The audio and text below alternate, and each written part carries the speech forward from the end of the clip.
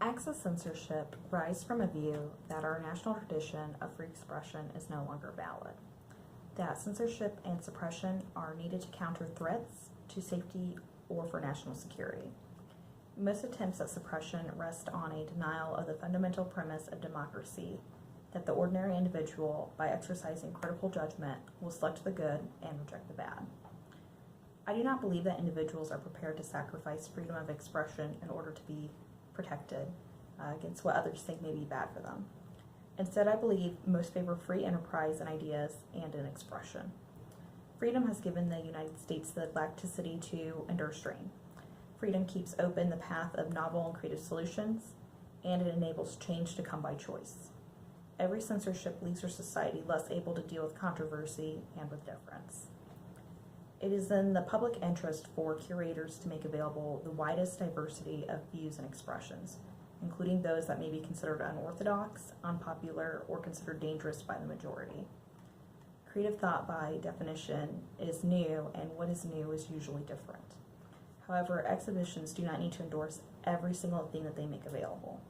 It would actually conflict with the public interest for them to establish their own political, moral, or aesthetic views as a standard for determining what should be shown.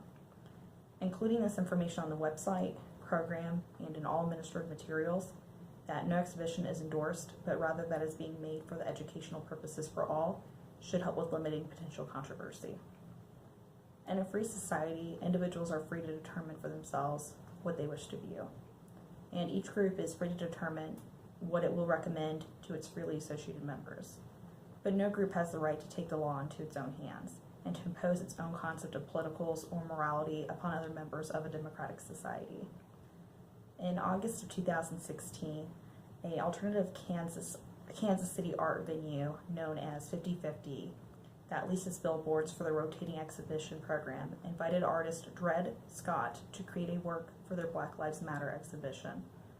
Scott proposed a design that included a list of names who've been killed in recent police violence with a photograph of a flag that bears the words, "A man was lynched by police yesterday."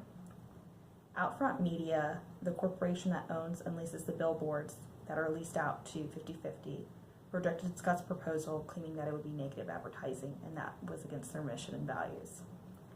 After a private letter from the National Coalition Against Censorship to Outfront Media, explaining the potential negative publicity that the organization could incur from censoring such an important artwork from the public, and when 50/50 hired a local lawyer, Outfront Media accepted the proposal and the project went forward.